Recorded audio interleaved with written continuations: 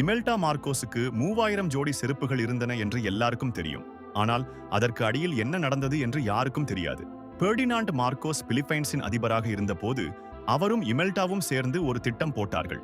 நாட்டின் பணத்தை மெல்ல மெல்ல திருட மன்ஹட்டனில் ரியல் எஸ்டேட் நிறுவனங்கள் உருவாக்கினார்கள். சுவிட்சர்லாந்தில் இரகசிய வங்கிக் கணக்குகள் திறந்தார்கள்.